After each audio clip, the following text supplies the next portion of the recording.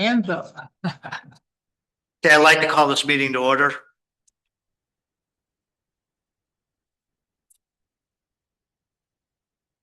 We have established a quorum. 4 board members are represented. Mrs. O'Beer is unfortunately not able to attend this evening. Do I hear a motion to certify that only matters listed in the motion contained in the closed session were discussed? So moved. Do I have a second? Second. Whereas the Northumberland County School Board convened in a closed meeting on this day pursuant to an affirmative recorded vote and in accordance with the provisions of the Virginia Freedom of Information Act.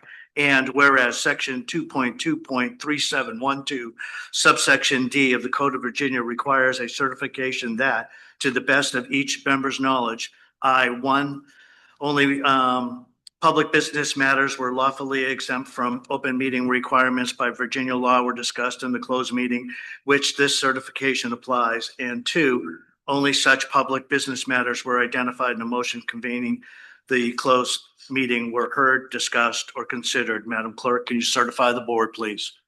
Ms. Christopher? I certify.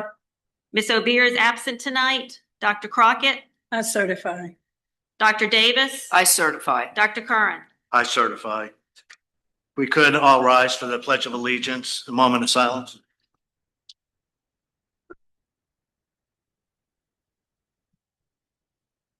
I pledge allegiance To the flag of the United States of America and to the republic for which it stands, one nation, under God, indivisible, with liberty and justice for all.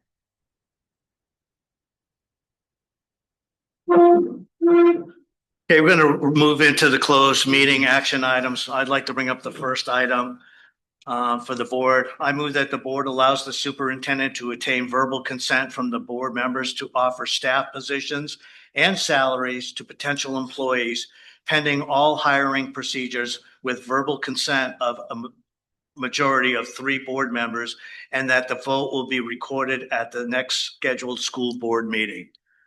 Do I hear a second? I second. Is there any discussion on this motion?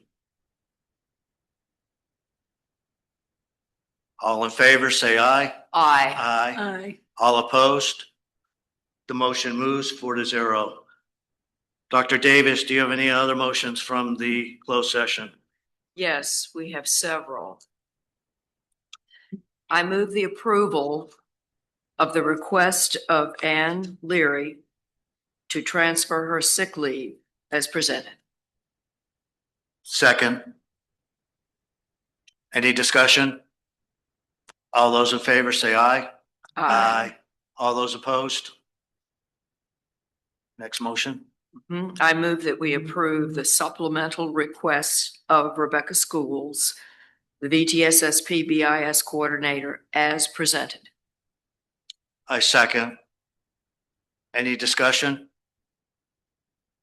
All those in favor say aye. Aye. All those opposed? Motion moves 4-0. Pending background checks and fingerprinting checks, I move the following positions be filled. Head NMS Boys Baseball Coach, Rayshawn Monroe. Volunteer NMS Boys Baseball Assistant, Nathan Walker. Volunteer NMS Boys Baseball Assistant, Malik Brown. Head NMS Softball Coach, Dawn Fulcher. Volunteer NMS Girls Softball Assistant, Ty Chandler. Head NMS Track Coach, Khadijah B. Early Childhood Special Education Teacher, Ms. Paris Chin. Early Childhood Special Education Paraprofessional, Ms. Michaela Barrett. Director of Special Education and Student Support Services, Dr. Linda Johnson. Girls Soccer Assistant Coach, Rachel Rice. Varsity Golf Coach, Gary Dickens. Head Volleyball Coach, 2026 season, Willard Thomas. High School Athletic Director, Johnny Mothershead. High School Environmental Science Teacher, Daniel Carroll.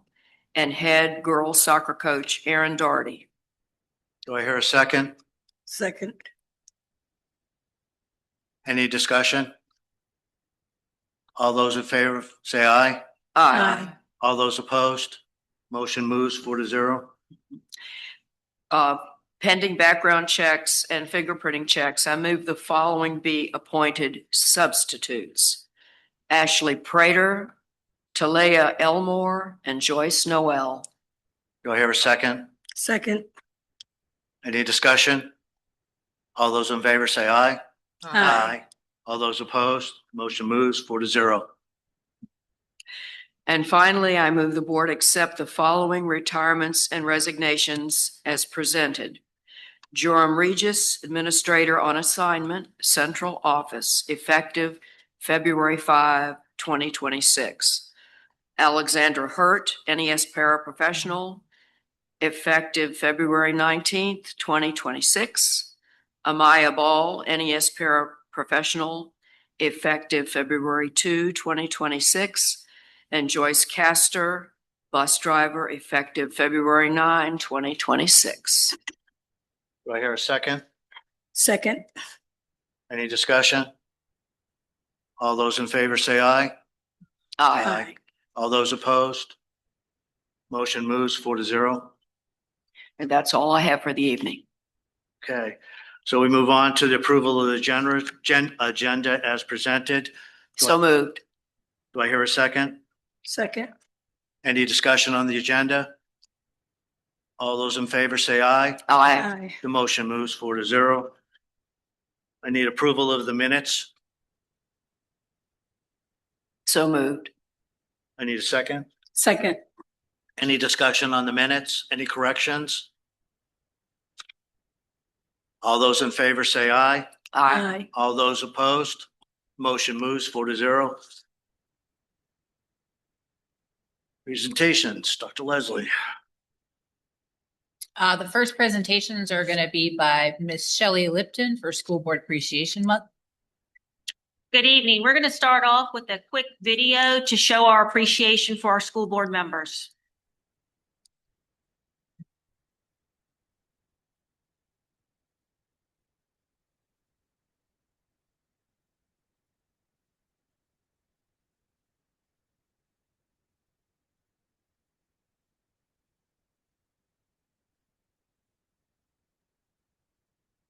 The red.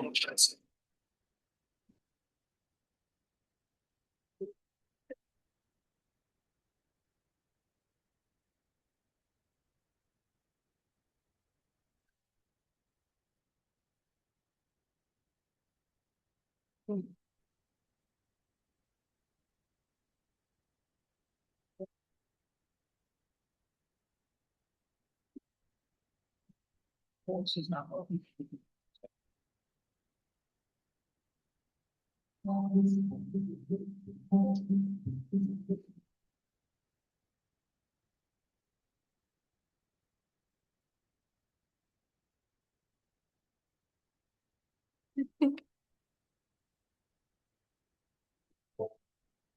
Hello, I'm Jenny Nichols, President of the Virginia School Boards Association.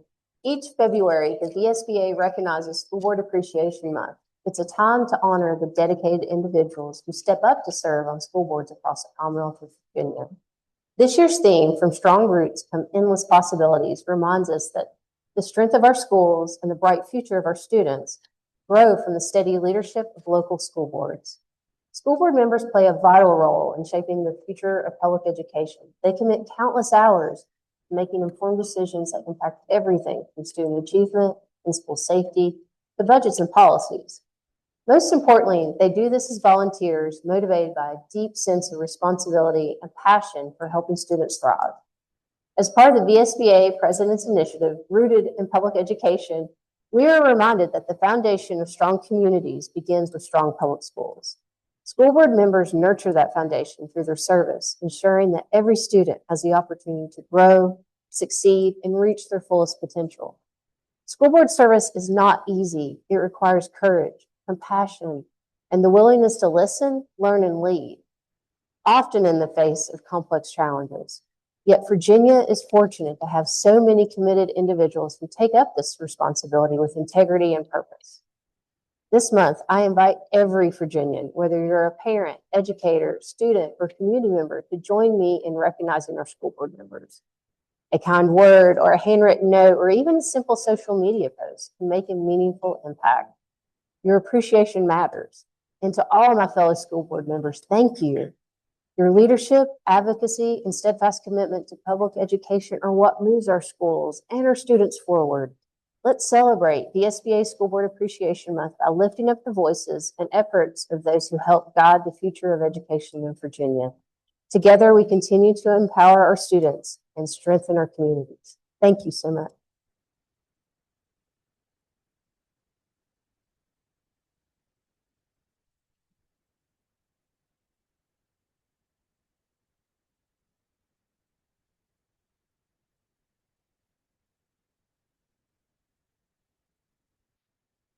Association and saluting the service of more than 800 school board members across the Commonwealth of Virginia during the School Board Appreciation Month. This year's theme, From Strong Roots Comes Endless Possibilities. It highlights the vital role school board members play in planting the seeds for student success. It also ensures that every student has the resources needed to grow, to thrive, and to reach their full potential. Their dedication helps ensure that Virginia's public schools continue to inspire the next generation of learners and leaders. In Northumberland County, we recognize the vital role of our school board members in public education. These leaders take on significant responsibility of governing our school division, making decisions that shape educational opportunities while upholding the core values of our democracy. Thank you for all that you do for the students, for the staff, and for the community of Northumberland County.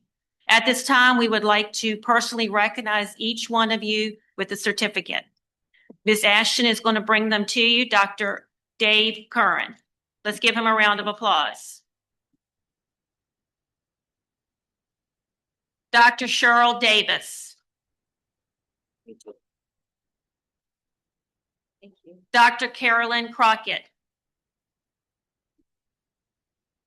And Mrs. Betty Christopher. And we'll give Ms. O'Beer hers at the next school board meeting. But let's give all of them a round of applause. We appreciate everything you do.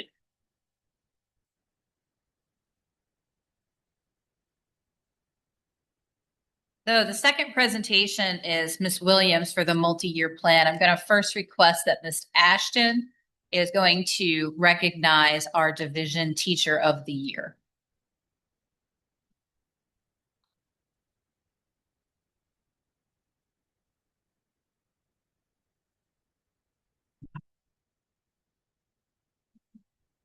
You guys hear me? All right, there we go. Good evening to the board, good evening to our teachers, staff, and good evening to our family and community members that are online. I am so excited. I'm so excited to present to you and introduce to others our Division Teacher of the Year. Our Division Teacher of the Year. Our 2025-2026 Division Teacher of the Year means she's representing Northumberland County Public Schools and has submitted her application for the next step, which will be our regional Teacher of the Year. So all of that has been submitted to the state. So we're excited about that. She has been so great to work with. And that is Miss Brantley Swift, kindergarten teacher at Northumberland Elementary School. Just all the celebration. So just a little bit about Brantley. Brantley attended and graduated from Northumberland County Public Schools, where she was a part of several varsity sports and clubs. After graduating from Northumberland, Brantley attended Bridgewater College, where she played and acted as a captain on the collegiate softball team, and she studied elementary education. During her time at Bridgewater, she received several athletic honors, including conference and state honors. Brantley graduated from Bridgewater with a Bachelor's of Arts degree. After graduating from Bridgewater, Brantley moved back home, and we're so glad that she did, to the Northern Neck and accepted a position to teach kindergarten at Northumberland Elementary School. Since being at Northumberland, she has taken on several responsibilities inside and outside of the classroom.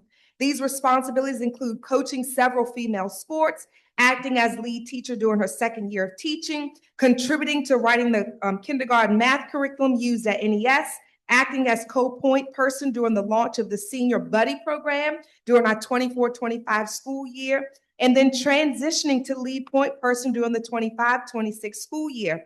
Brantley's responsible nature and willingness to assist others at any time has stood out. She is an outstanding addition to our NES and NCPS family.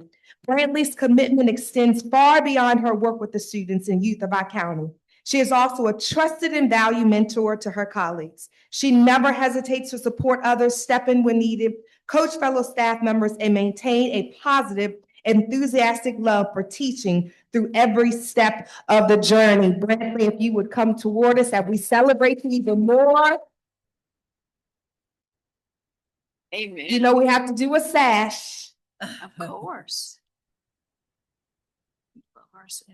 And then I'd like to present this beautiful certificate of recognition. If everyone can see it, I will read it to you. Certificate of recognition, Division Teacher of the Year, 2025-2026. This certificate is proudly presented to Brantley Swift in recognition of being named Division Teacher of the Year. Your dedication to excellence in education, commitment to student success, and positive impact on the school community exemplify the highest standards of the teaching profession. Through your leadership, passion, and service, you have made a lasting difference in the lives of students and colleagues alike. This honor is awarded with sincere appreciation and gratitude for your outstanding contributions to Northumberland County Public Schools.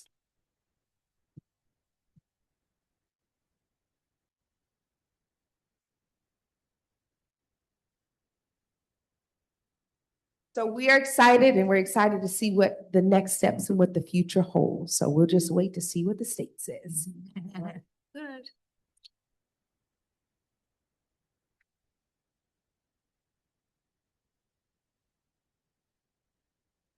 Yeah, Scott. Good. Congratulations again, Brantley. I was lucky enough to sit in her classroom just a week or so ago, and I had more fun than I had had in a really long time. So if you ever get the opportunity, go visit her kindergarten class. Our next presentation is going to be Miss Martha Williams, and she is going to be presenting her multi-year school support plan in preparation for its approval by the board for submission to Virginia Department of Education.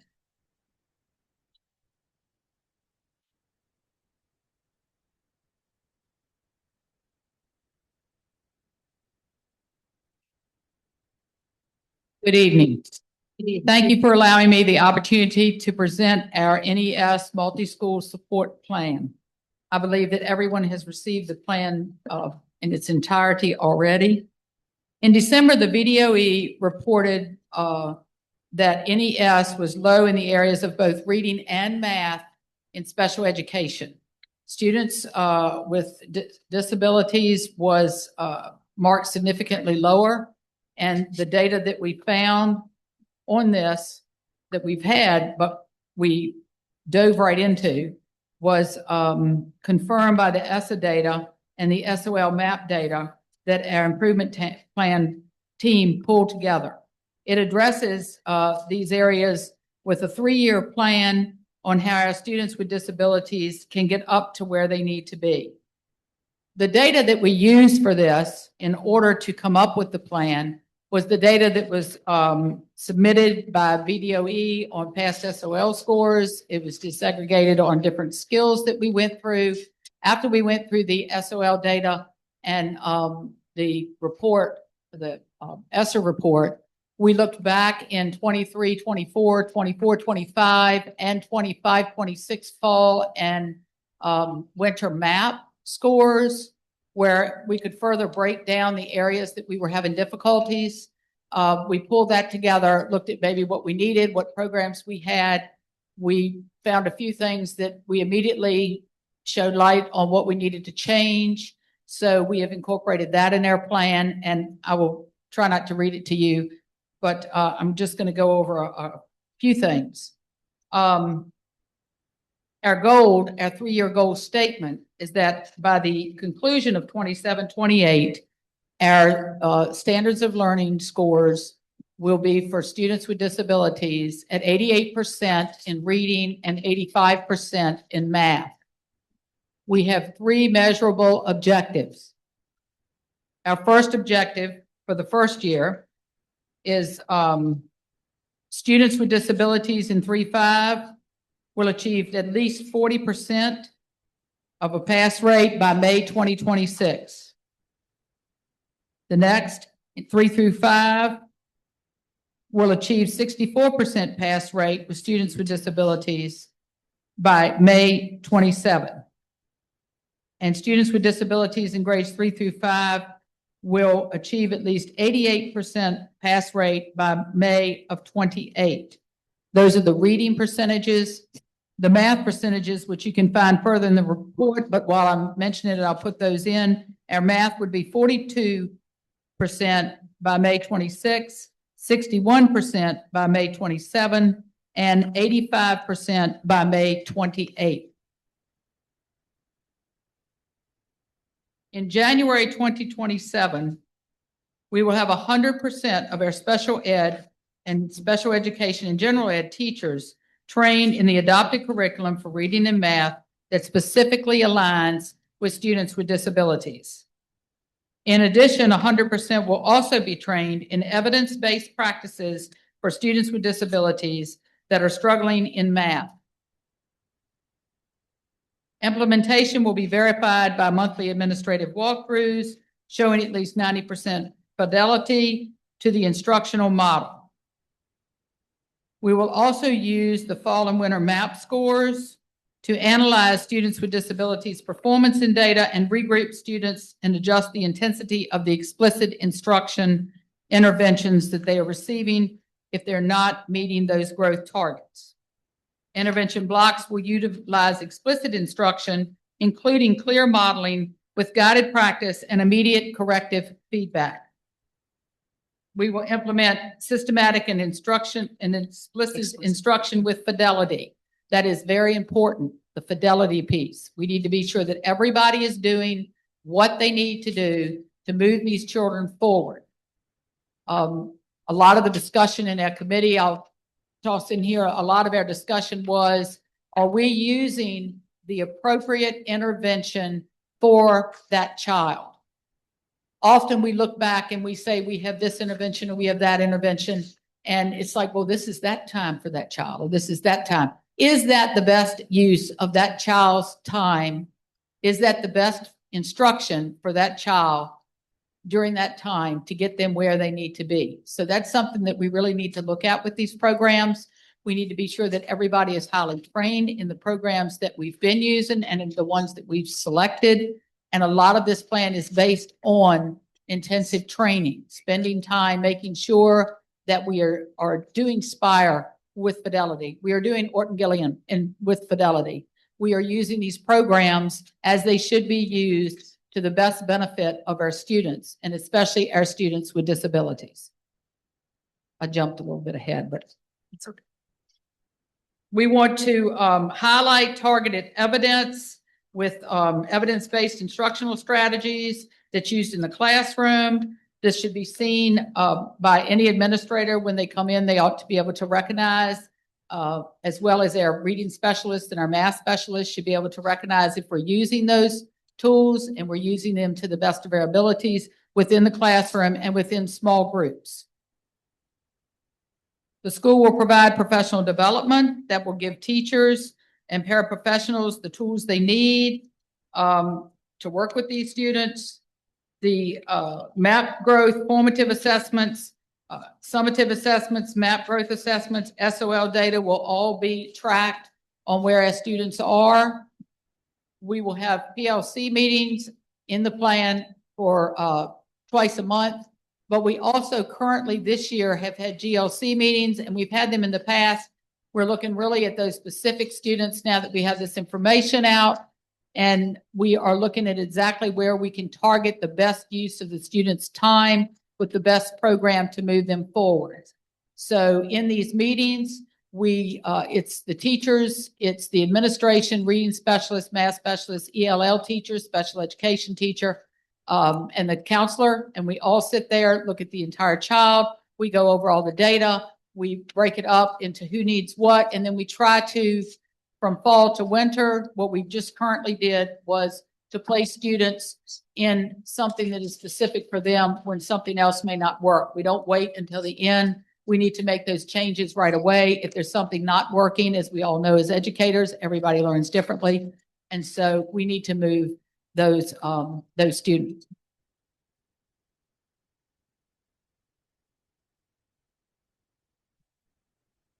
We're going to evaluate staffing models. That is something that I feel pretty strongly about.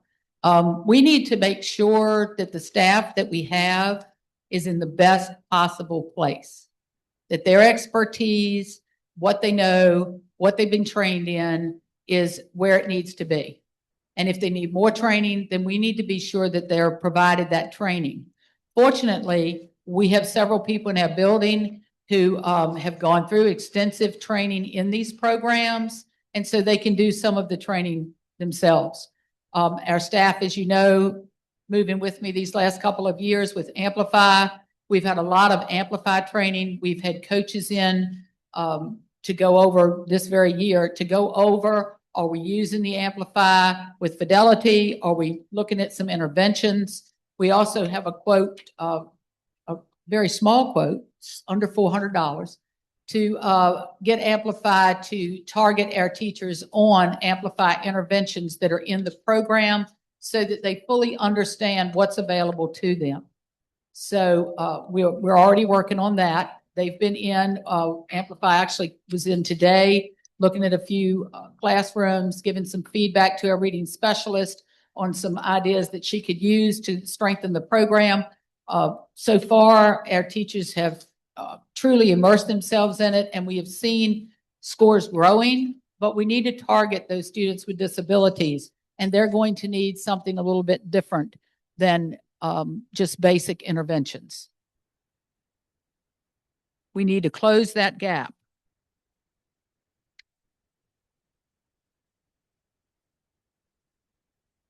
We're looking at a student-specific program to front load our special needs children in the summer with not a lot of staff, but staff that is specifically trained in all of the interventions that we have available, and then including a couple of the trained paraprofessionals so that they can work with them, with their group of students. We would have front hall and back hall teams, so that would be K-1-2 and 3-5 that would work specifically with students with disabilities so that we could front load them and move them forward, get some gains on those areas where the data is showing that they're struggling.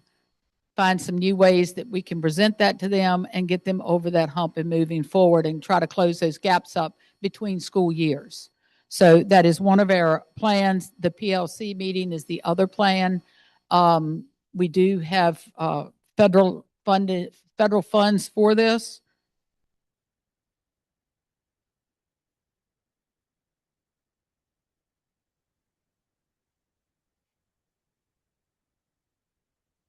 And I believe that's a summary of the program. Do you have any questions?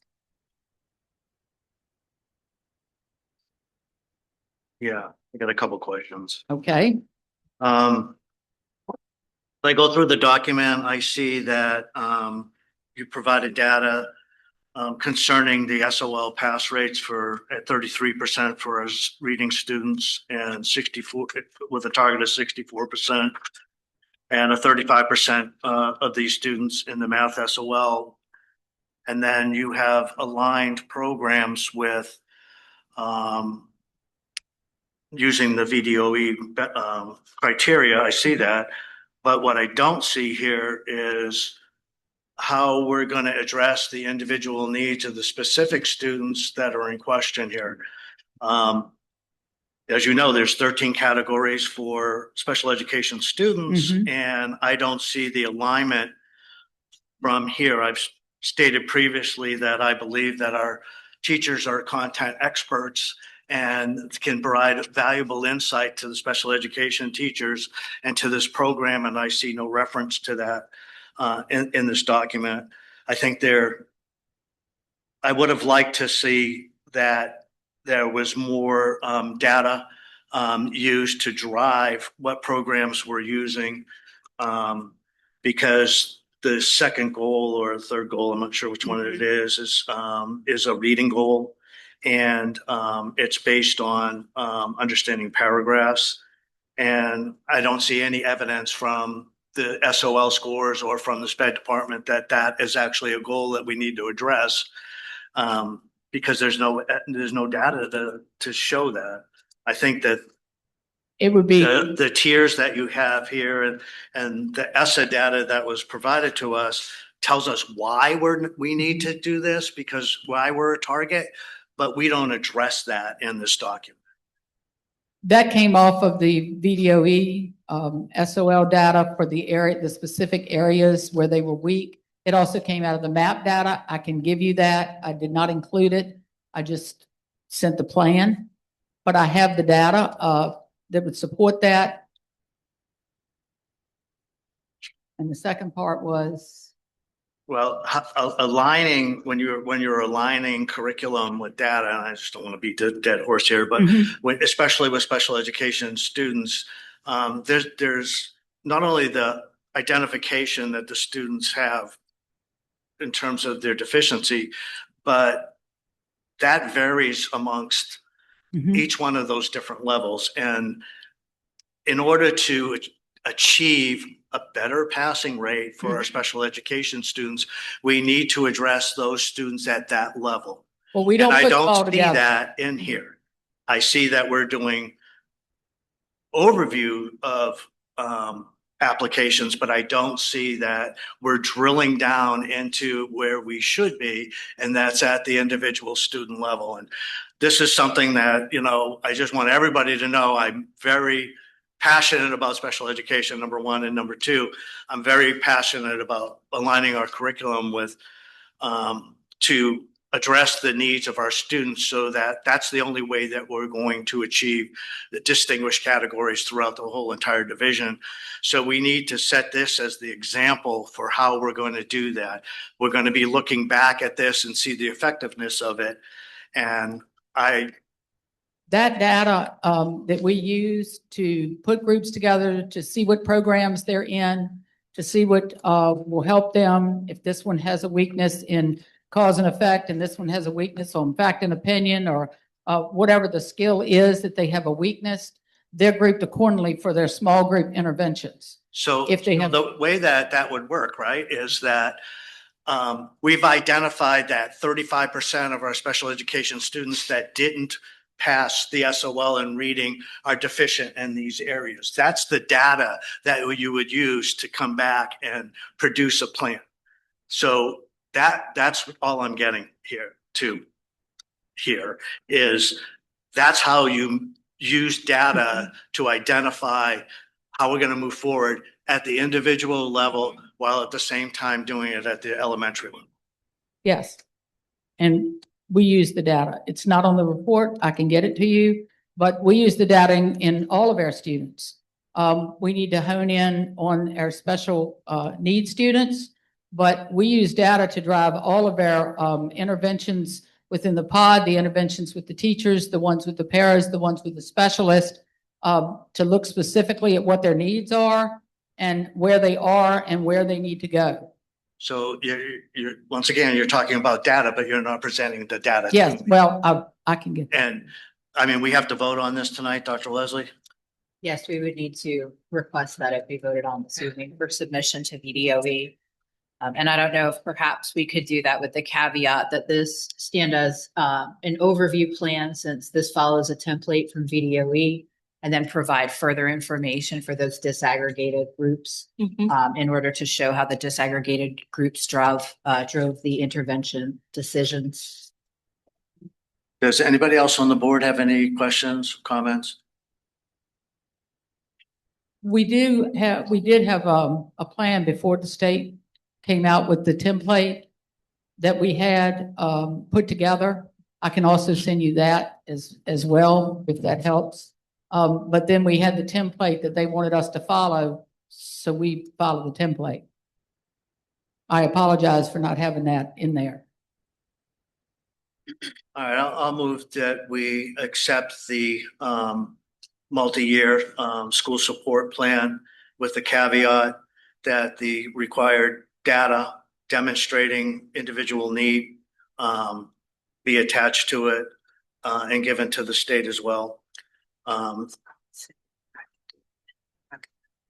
I hear a second? Second. Any other discussion on this matter? All those in favor say aye. Aye.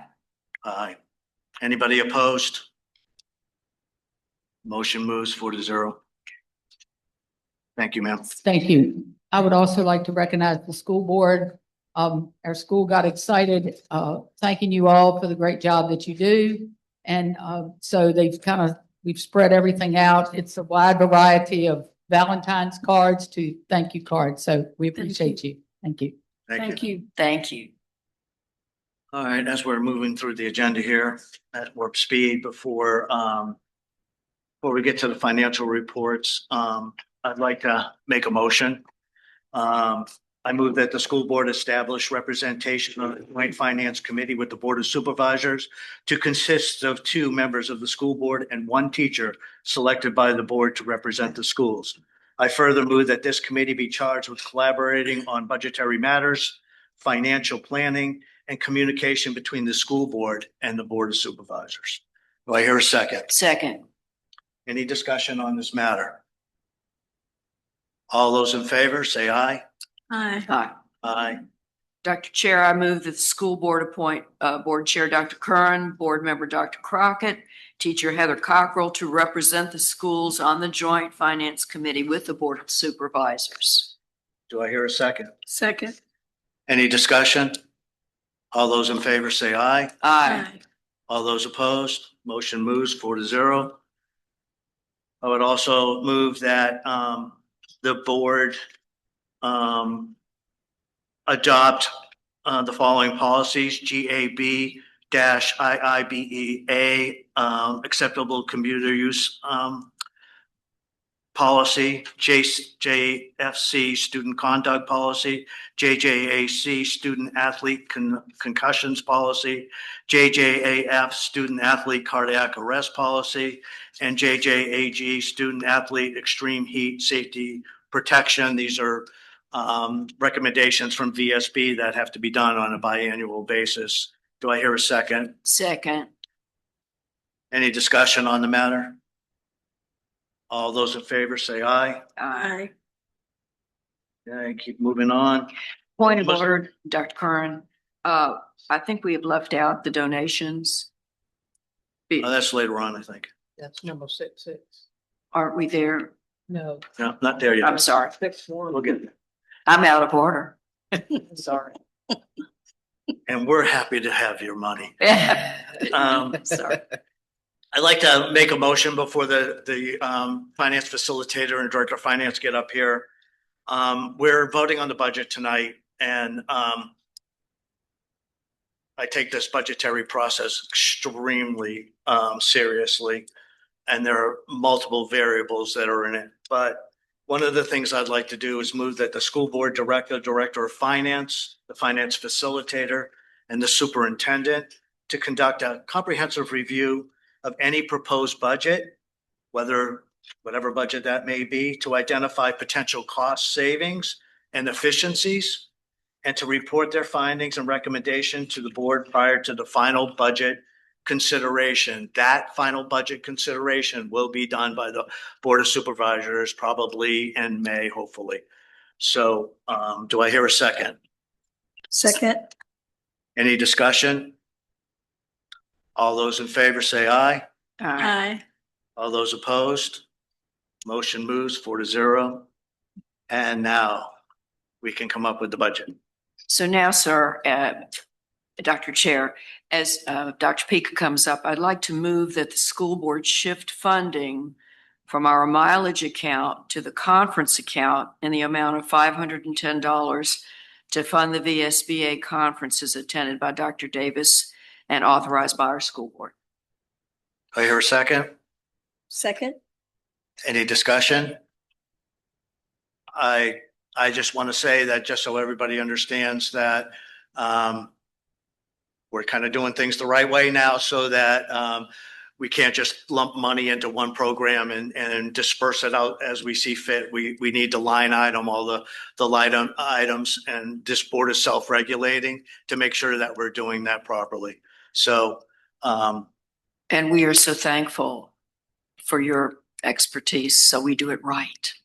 all those in favor of the motion, say aye. Aye. All those opposed? Motion moves 4-0. Sorry, guys. Thank you, Mr. Chairman. So we have the check register and the ACH approval, but before that, I did want to ask that procedurally that we have a sense of what's going on in the school board office in the finance area. And I'm very excited to say that we are 0.1% off from appropriations and expenditures with the county. So we have made major strides since October, September, to close the gap. And I'm very proud of Dr. Pika and Demetris Samuels and the team for pulling us together and getting things to go forward. The second thing I want to mention is really more of a sensitivity thing where we get calls all the time from people asking questions. And I think that one of the things we need to be aware of is that there are protocols that we have to follow. And so if a school board member wants to call us and ask specific questions about a specific account or a specific person's account, that we need to get a release form and a written request for that information. And in the past week, we've gotten a call and an email asking for specific information. And I don't know whether we have clearance from the person who they're asking about to provide that information. So I'm uncomfortable to do that. And so I'm asking the school board to be very sensitive to information that we have in the finance office. If you need something specific, then please send us a written email, copy Dr. Leslie on it and the finance director, and we will try to help you with what your question is. All right, thank you. So just so everybody knows, that's not a policy procedure. That is a procedure, not a policy. So you can write that policy and the school board will have to oblige your policy and operate just like everybody else does. So Okay. feel free to do that. I will write that and send that in on the next one. So this is the vendor payments check register. And that was run on February 2nd.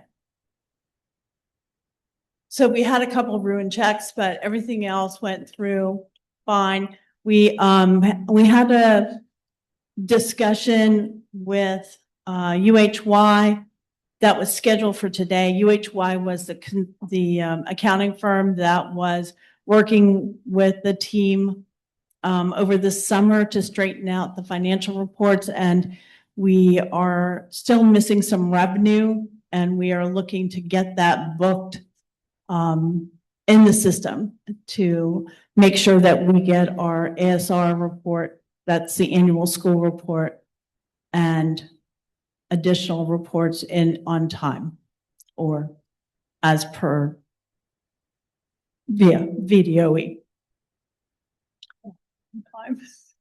All right, and the next item is the revenue expenditure report. And this was also run on February 2nd, and there's nothing toward at that one. We had expenditures of, I think it was 151K at the bottom. And then I'm going to go ahead and turn this over to Dr. Pika, who's going to talk about the finance summary and then go right into the budget. Dr. Pika? Thank you, taller Dr. Curran.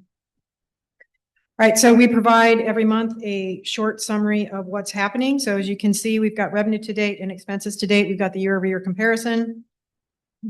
I'm very pleased to say that the team has come down to, we're under 100,000 in overdue, and most of that is still the electric bill.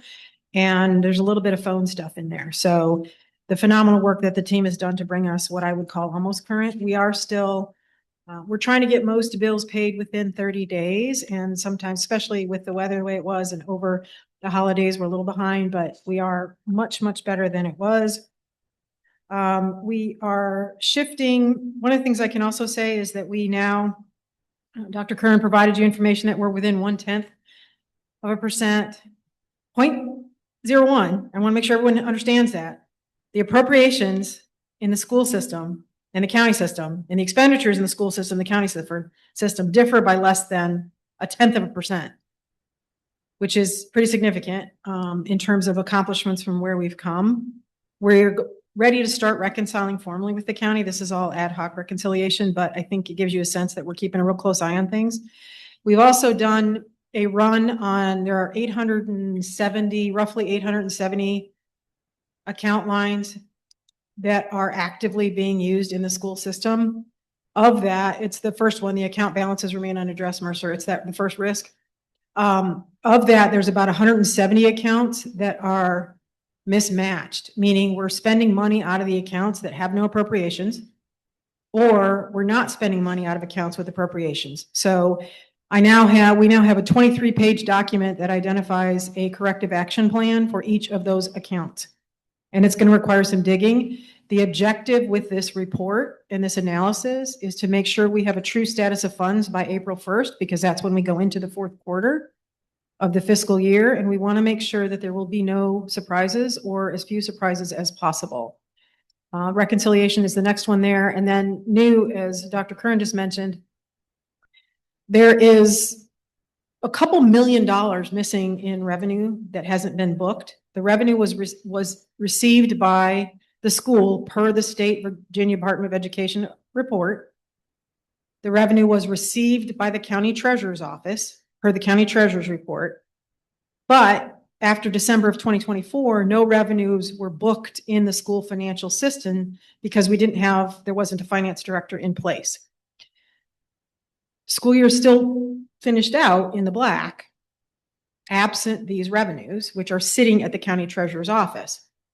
As Dr. Kern mentioned, we have to get those revenues booked. So basically this week I'm stopping work on everything else and making sure that we can book those revenues in the system so the state ASR report can get done. I fully anticipate that will mean that there is a significant balance remaining. There better be, or I don't know where that money went. And the reconciliation now, we have reconciled the state VDOE general report, the state locality ledger, which is what you're supposed to reconcile against. And the county treasurer provided us a report on February 5th of the full FY 2025 year-end report. It's extremely unfortunate that the UHY contractor stated that the books were closed for 25 when we can find no evidence that these revenues were booked. So again, there's probably around 40 or 42 journal entries that need to be done to do that, but we're going to get it done because it needs to be done. And the account balances for last year will be a little bit up. So we've created a revenue checkbook, just like we have a regular spending checkbook. Part of what we're doing with both of those is making sure we understand the status of how much revenue. Once the revenue gets booked in the school system, it still then has to be moved into an account to be spent or preserved somewhere. So two of the proposals that Dr. Kern has developed, they're process proposals. One of those involves revenue.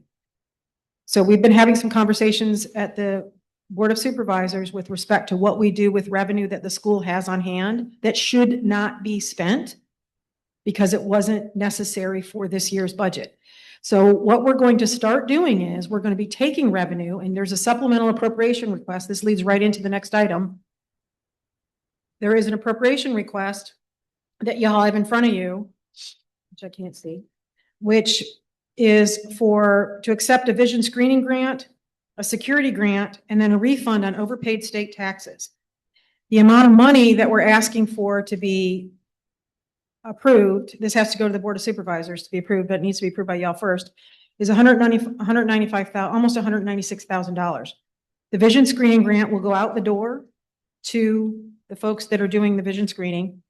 The security grant is going to be available for use for technology upgrades and other things. And so we're going to make sure it is used in that amount. And that $126,000 that is the refund on the overpaid state taxes is going to follow the new process we have, which is we're going to book that revenue and it's going to immediately be put in the account that is reserved for capital improvements. The school already has an account set up for capital improvements. So if you concur with the appropriation request that was in your packet, we will take this to the Board of Supervisors on Thursday, and we will then be able to pay the vision screening people, talk with the Director of Technology and the superintendent on finding out what we're going to do about the security grant, and immediately book, yep, that's it. That's the capital improvement one. Immediately book the $126,000 of the refund into the revenue account. What that means for the budget is we can automatically remove $126,000 from the capital improvement request that is in the budget in front of you today. So what that means is that's automatically another $126,000 that we will not need from the county taxpayers. So that's a savings. I'll get to the budget in a second. I don't want to get ahead of anything too much because we have to follow the process. We're still going to have to vote on the budget with that $286,000 included because these revenues need to be booked. I fully anticipate that there will be more than $286,000 reserved in this capital improvement account by April. So whatever budget you vote on tonight, we will be able to remove any balance that's in that reserve account, what I'm calling reserve account. I think it's technically called a capital improvement account. What any balance that is in there will come off the top line of that budget, which means that's either money that the county doesn't need to give us, they can use elsewhere, or it's something else. So I don't know if I should pause now. Can you all approve this? Okay, I will stop. Yeah, because a couple things. I still have more to say, but I know you do. Just a couple things. Just so everybody understands, the annual school report is due in September. We are in February now. And the reason that we're delinquent. And the reason that we have not done that is because there are revenues that haven't been booked. And there's no way that you as an accountant can close the books if you don't have the revenues to do so. It's like doing your taxes. If you say you're doing your taxes and you don't claim the revenue that came in, well, yeah, you're going to get a boatload of money back, but you can't close your books out properly. That's where we are. That's the state we're in. And a lot of this all of this is tied to funding for state funding, federal funding, whether it's the MOE, the annual school report, the annual plan for special education. All of this is tied together, and we need to get from behind where we are now. And congratulations, 1/10 of 1%. That's amazing that we could be at that level at this point. But there are 870 accounting lines, I think is what you said. there's more. There's over 1,165, but there's 870 currently being hit. So, and how many account lines does the state budget for when you're doing the annual school report? So there's 500. We got 1,100. That's the kind of stuff that we're trying to clean up and fix. So when we have all this great news, I don't want to be the naysayer, but yeah, we have great news. We're making strides, but we got a long way to go still here. And I'm going to get off my soapbox now, but so what I heard is you need a motion here. Can you articulate that motion? So, because you said a lot of stuff. The motion that we would need at this point is for the school board to concur with or approve, I'm not sure with the supplemental, the budget transfer form submitted in the amount of $195,000, $195,725.28. Okay. So moved. Do I hear a second? And second. Anybody have any questions, comments? All those in favor say aye. Aye. All those opposed? The motion moves 4-0. Okay, next. So what we will be doing now then is we will be taking this to the Board of Supervisors, this 126, that is the refund. What's going to happen next is at your next board meeting, so I'm going to end up booking that revenue into the system.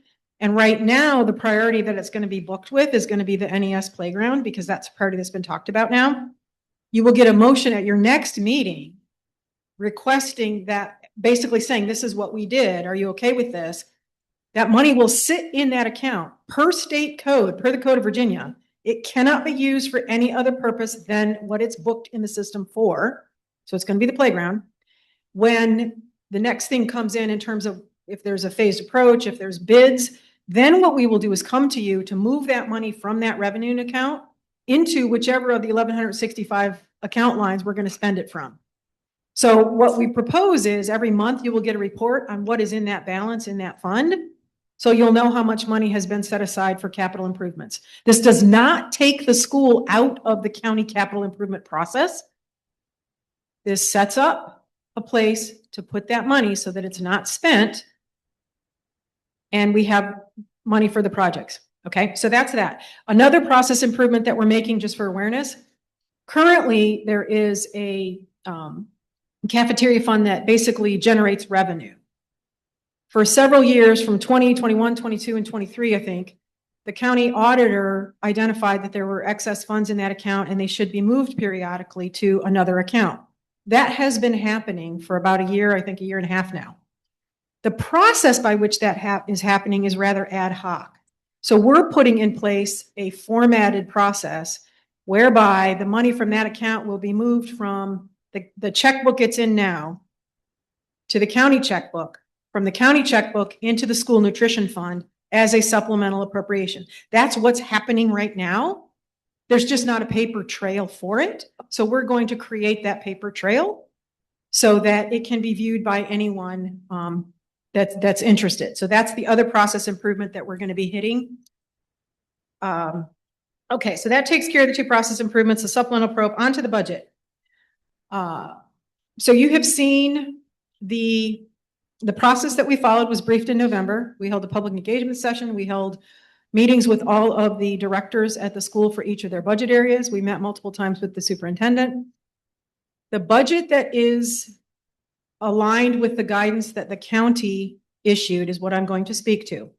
And essentially, you have 11 different budget proposals in front of you. 11.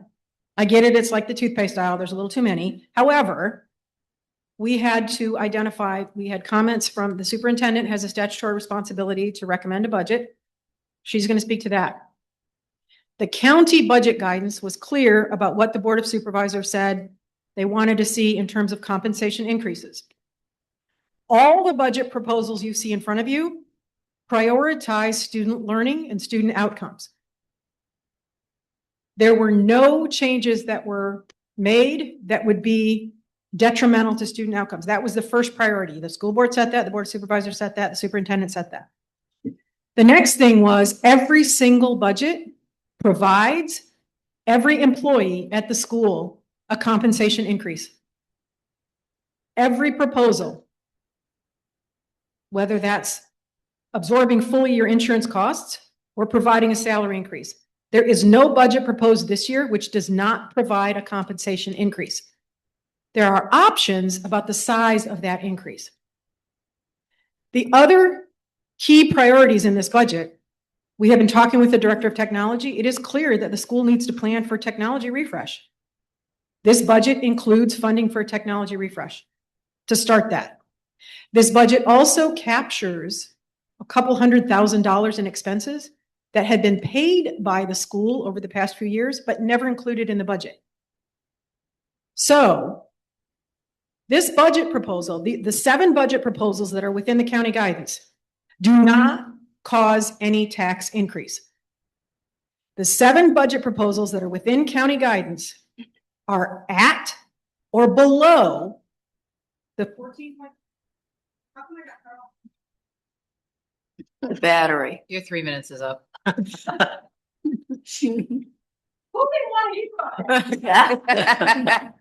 sure you don't need the mic, Miss Dr. Pika. She could use this one over here.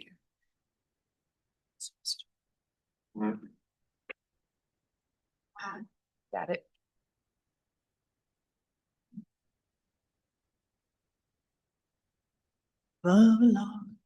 Conspiracy theory. Okay. How far can I go? Okay. All right. I'm gonna have to stand right here. So the.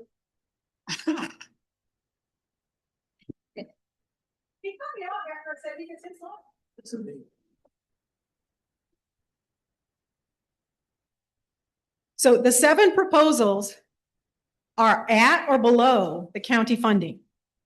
So last year, the county was, I think it was 14.8, if I'm not mistaken. All of these 7 proposals that are within county guidance come in underneath that, which means of those 7 budget proposals, there is no reason that any tax increase would be attributable to the school system. So that is, I think, extremely good news. The revenues are essentially held flat at the state level. There's a little bit of a bump up from the state because our locality index decreased, but there's also some revenue that I'm not 100% sure we're going to be getting. So it's possible that the revenues could actually be a little bit more, but we can't guarantee that. So of the 7 proposals that you see in front of you that are county guidance, they all will result in some savings once we get the 286 pulled out of there. There will be savings. The 286 coming out does not mean we're not doing those projects. I just explained how we're going to be doing those projects. So I'm extremely pleased to say that what we had done was we identified over $516,000 in expenses that were not needed. We had great feedback from the surveys that the community gave and the teachers gave. There were some really great ideas in the surveys about where to look for some savings. Don't buy software you don't need. Don't duplicate this. The centralizing of the supplies. Yes, there are some things we're saying no to.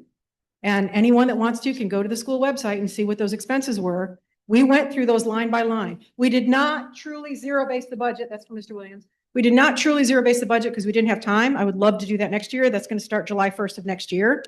That means it will look at every single expense, whether that's FICA, whether it's supplies, whether it's food, whether anything, we'll look at every single expense.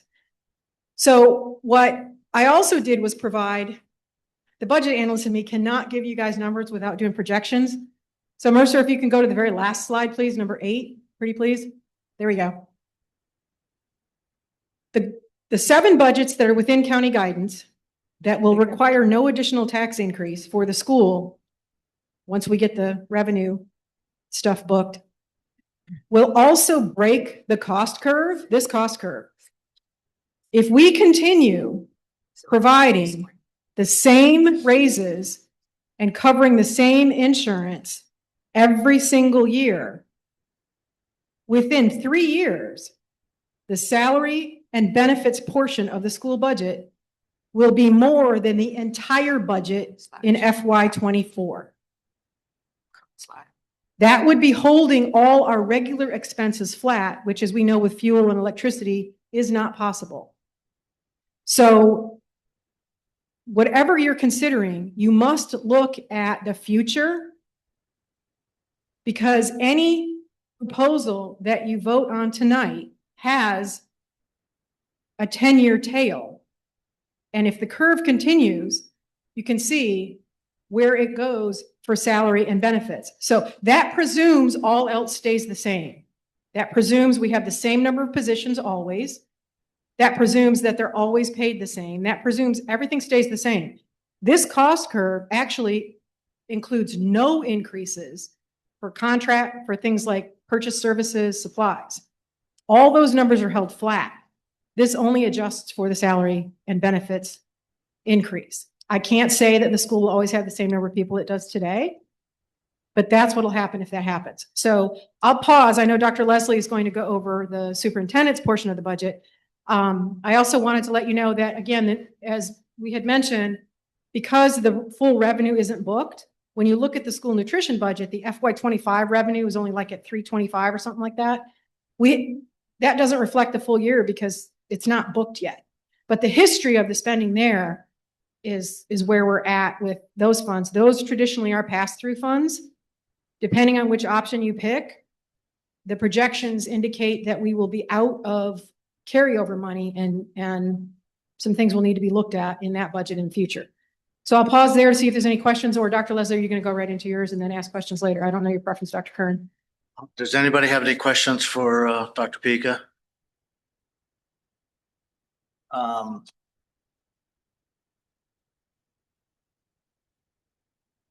I made a motion earlier that to move that this board direct the finance director and facilitator to review the current budget for the very reason which you just brought up in slide number 8. I'm going to use the word contracts, and I'm not talking about teacher contracts, but I'm talking about contracts that we have in the division. We need to look at those contracts and determine whether or not they're being honored in the best interests of student learning, as well as what's going on. So I just want to make sure that all the three of you understand as part of that directive, those contracts are part of it. And once again, I will say I'm not talking about teacher contracts, talking about finance contracts. Vendor contracts? Yes, ma'am. Anybody else have anything? Any other questions?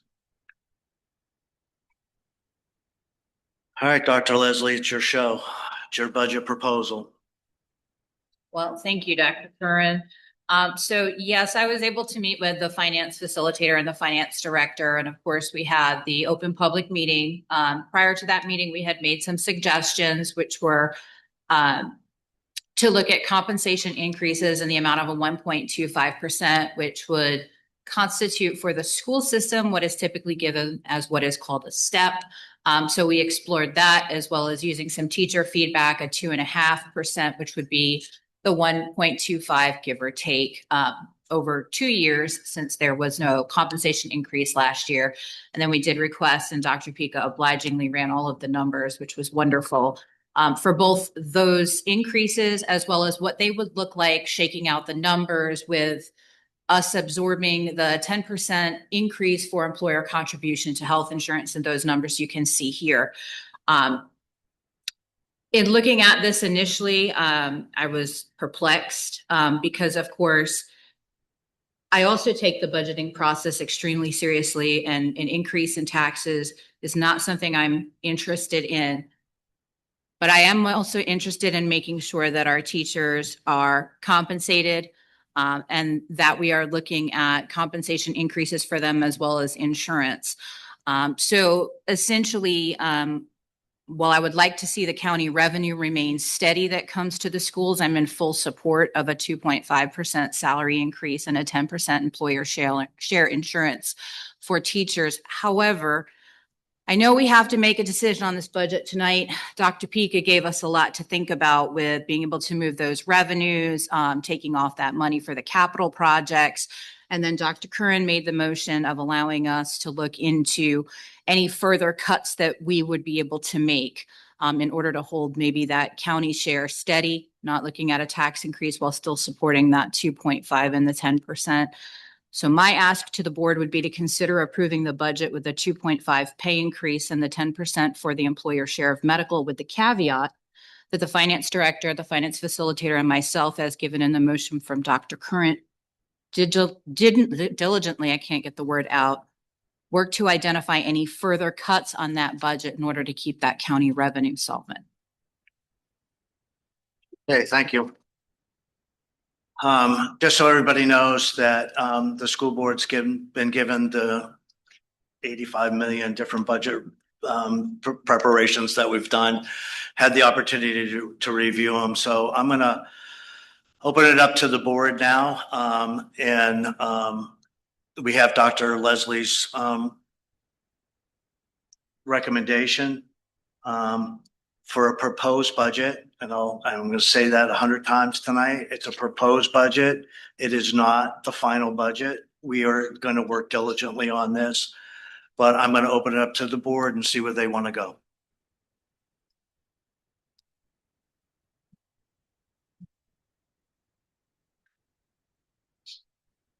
Well, if I were to vote this evening, I would approve that.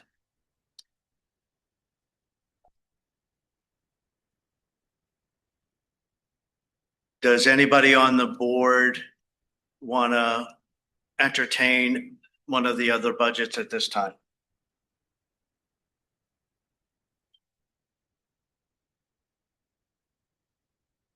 I would need a motion then from the board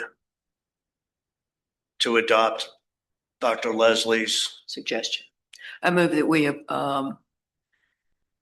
approve Dr. Leslie's suggestion as presented. A second. Any discussion?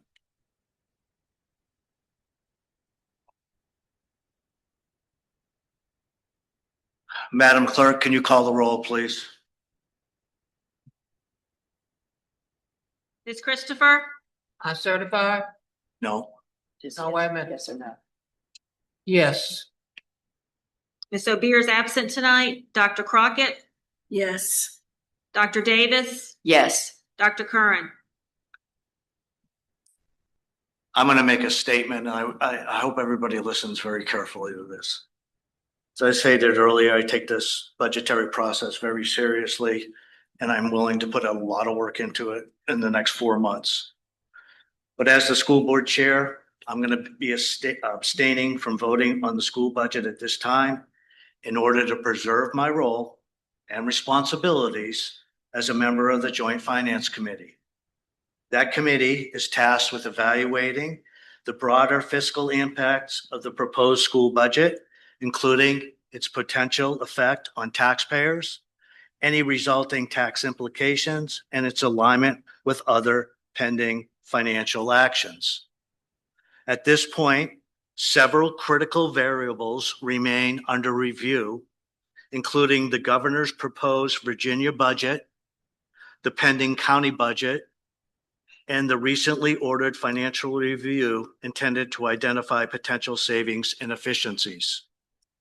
Until these elements are fully analyzed and their cumulative impact understood, I believe it's important to maintain neutrality and avoid prejudging outcomes that may influence intergovernmental financial discussions.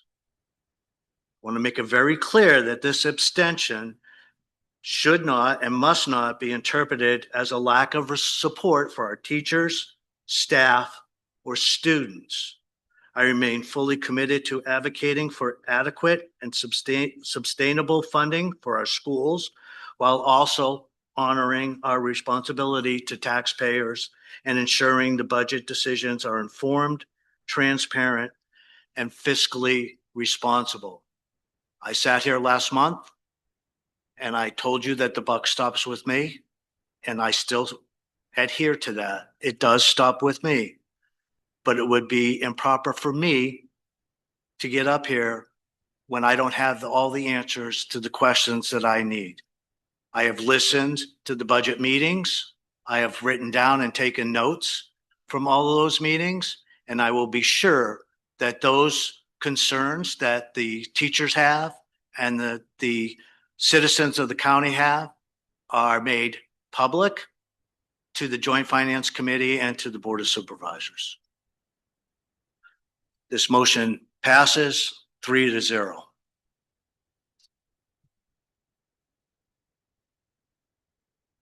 Donations, Dr. Davis.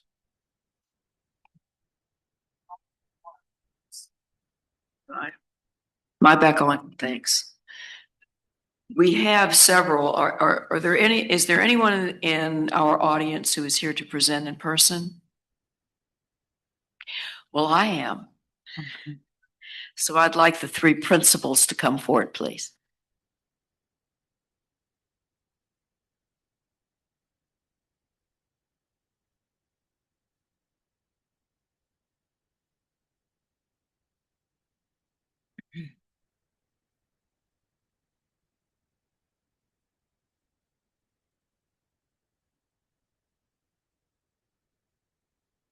these ladies stand with me.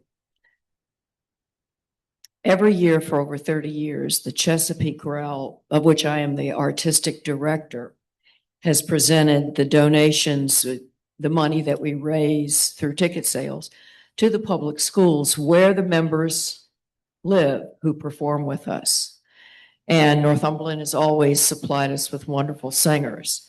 We do 3 concerts. Usually we do one here, but this year we did not. But wherever our singers come from, we give them to the schools. So they will be given. We had 2 people from King and Queen. Those schools will receive money. We had 1 person from Westmoreland. So the entire music departments will also receive it.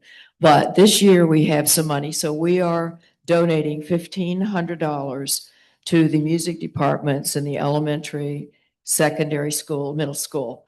And so let's give, if we could have a hooray for Chesapeake Chorale. We are so delighted to be able to give you money. All right, Bill.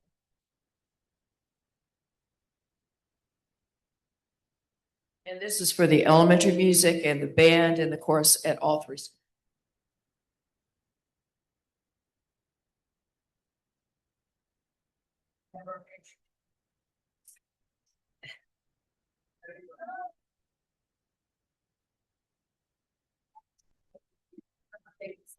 Thank you. And one last thing, you will hopefully our audience will see this sweatshirt around. We truly believe in this. And so this year, at no cost to our schools, I was so proud to be able to have these sweatshirts and make them for our entire team. So we are together forward. Thank you very much.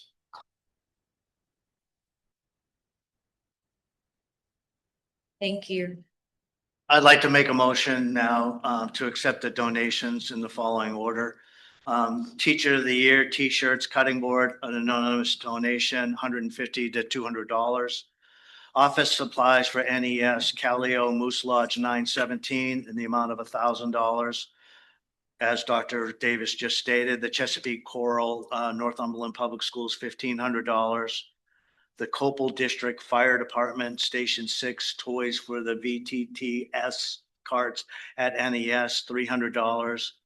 And the last one is NES PFO playground equipment, $1,000. Second. Any discussion on the donations? All those in favor say aye. Aye. All those opposed? Motion passes 4-0. Dr. Leslie, you're up. Good evening. I will have a very brief superintendent's report, and all the directors' reports are posted as well. Just a quick reminder that next week, Monday, February the 16th is President's Day, and we will not be here. Everybody will be resting. There is a Board of Supervisors meeting this Thursday, the 12th. Come on out. And then finally, since we've been talking about the budget all day, that's probably the biggest piece of business. So I decided not to give you any more, but I'm here for any questions.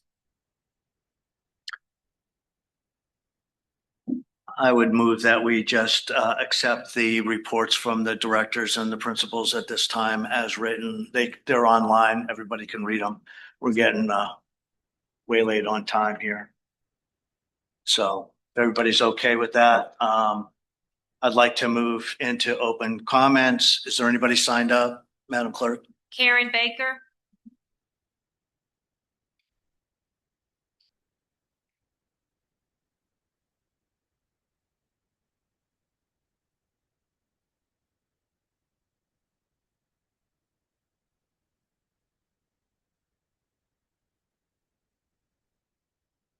Good evening. Dr. Curran, Chair, board members, Dr. Leslie, community members. Thank you for the opportunity to speak tonight. My name is Karen Baker. I am a Northumberland teacher, Northumberland graduate, parent of 3 Northumberland alum, and a Northumberland County taxpayer. I'm here on behalf of the teachers and staff who show up every day for our students, not because it's easy, but because it matters. Student learning and student outcome. It matters, and it's important to discuss teachers, staff, and compensation. I know we've voted on that, and now I want to talk about the why. I'd like to start with an analogy. Right now, school employee pay feels like trying to fill a bucket that has a hole in the bottom. Every year, the cost of living rises: housing, groceries, tax, gas, utilities, childcare, healthcare, possible new taxes and fees. When salaries stay the same, but expenses increase, it's like water draining out of the bucket faster and faster. Covering an increase in health insurance premiums doesn't fill that bucket, it just slows that leak. That's not a raise, that's survival. And survival is not a strategy for retaining great educators and staff. Let's look at numbers. Over the past few years, inflation has significantly reduced purchasing power. What a salary could buy 3 years ago is not what it buys today. When a division says we'll cover insurance increases and give a 0.5% raise, what it really means is we're paying teachers more to just stay even. Their take-home pay doesn't grow, financial stress does.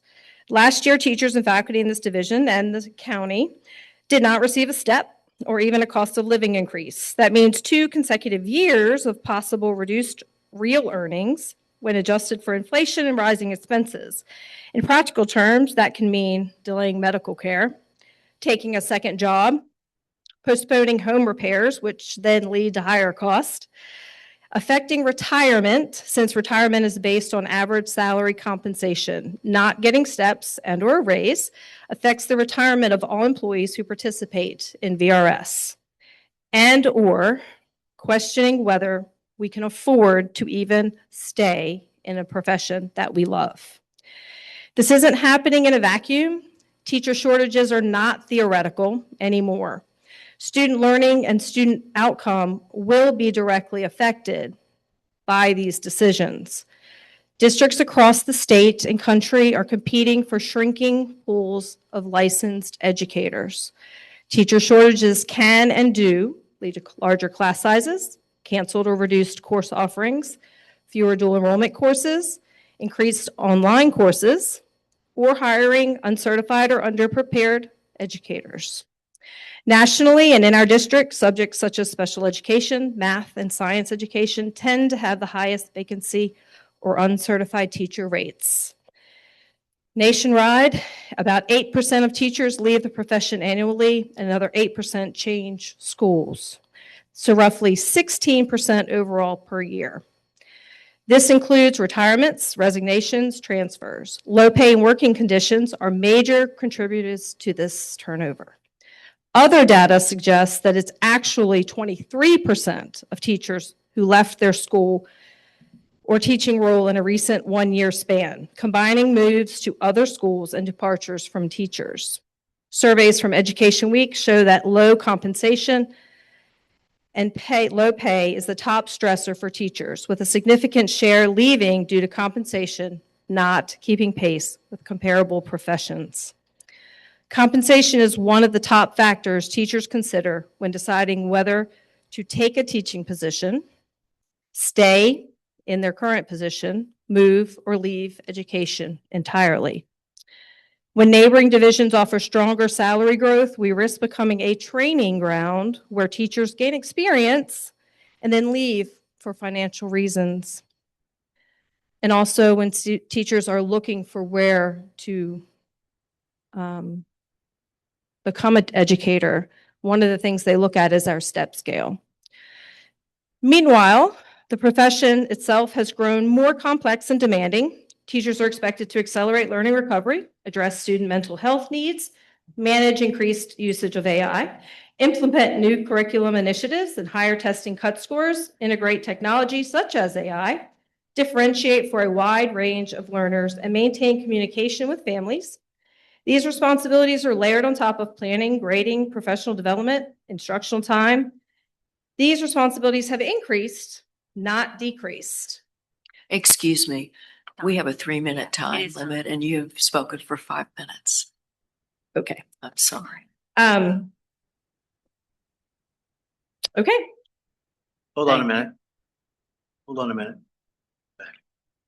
We do have a 3-minute time limit. I just want to say thank you, first of all, for using data appropriately. I appreciate that. I really do.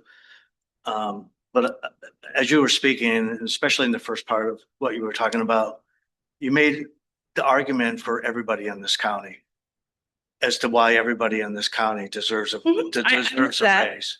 I know I that. just want to make that, I just want to draw that correlation because I 100% agree with you. And I can actually use an example because this came up when another county employees, which I fully respect. We have wonderful county employees. And I believe across the board, this needs to be the same.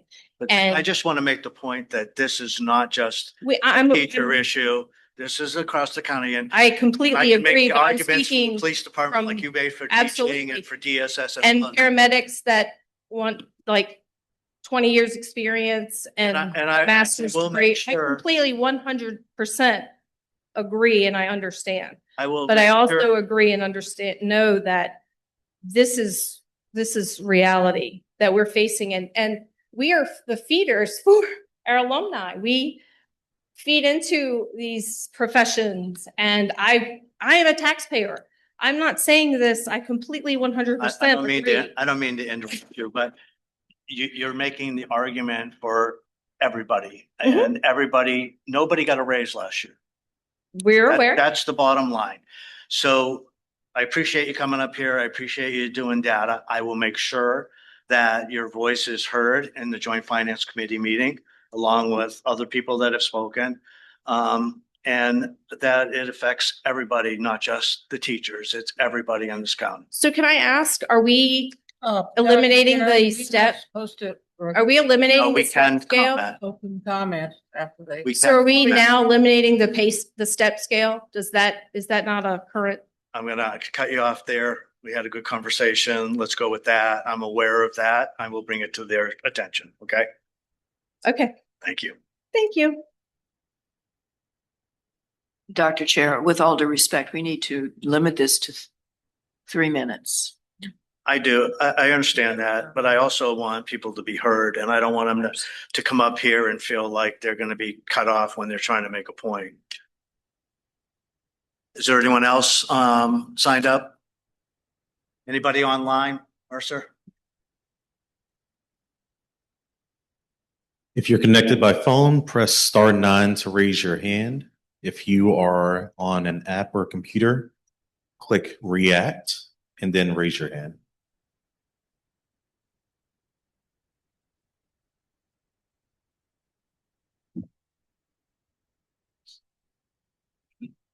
No one online. Okay. Board member comments?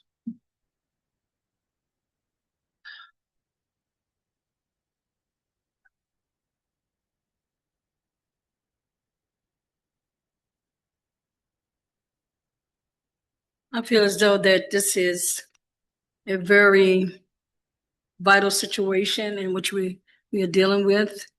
And I do appreciate this particular teacher coming up, it's Karen Baker, for sharing her heart towards what's going on within the county and what is going on basically across the community for us as individuals. And hopefully we will come to common grounds that everybody will be supported in these particular issues. Thank you so much. I would like to just jump back to all of this. I sat here for 10 minutes before this meeting started and read through every one of these cards in here. And, you know, we talk about student learning, but you can learn so much by reading these cards. I already know who the Van Goghs of the Northumberland second grade are right now, because there are some kids that could draw here. There's one kid that signed their name in cursive in second grade. I don't know who taught him that, but that's what I see when I read this. This is student learning at its finest. I am very appreciative of all of the posters that you all gave and all the effort that the kid went in thanking us. We didn't do anything. We just sit up here and try to, do what's right by the county, do what's right by the students. You guys all deserve this, but it really is remarkable to see this kind of student learning. And I want to recognize the student learning. And that's a direct result of our teachers, our staff, our paraprofessionals, whoever's dealing with these children. This is really awesome. I am going to have a conversation with Dr. Leslie about director's presentations. I want them to be student-centered. I want to see what's going on. You never heard me talk up until last year, but I always commented on the Beta Club because it was so cool to watch what the Beta Club was doing with our students and the opportunities that they were giving them. And I just wanted to say thank you to all the teachers. I hear you. Your voices will be heard. And we're going to work diligently. I think between Dr. Carter, Dr. Crockett, myself and Heather, you're going to be heard. But I think we made a lot of headway tonight because I think everybody's beginning to understand that this is a countywide effort and we really truly need to move forward together. So I just want to say thank you so much. The other thing I wanted to say, our Boosters Club that we have is phenomenal. They raised so much money to get us a new board. And I just want to say thank you to all the members that are on the Booster Club. Keep doing what you're doing. You guys are fantastic between golden and green toilets and all the stuff that you do and to raise money for our athletics department. But along those lines, I also want to bring up Omega Protein and Ocean Harvesters. I drive into work and once a week, they recognize one of our students or one of the students in the area, not only for their athletic prowess, but also their academic. And the fact that we have a corporation that's willing to come in and give $12,000 for our scoreboard, that's amazing that we have that kind of support. And I haven't heard anybody from the school board. We haven't recognized them. I just want to go out there and just recognize them for their contributions and what they're doing to build morale for our students. That's all I have to say. Do I hear a motion to close the meeting? So moved. Do I hear a second? Second. This meeting is adjourned. Thank you.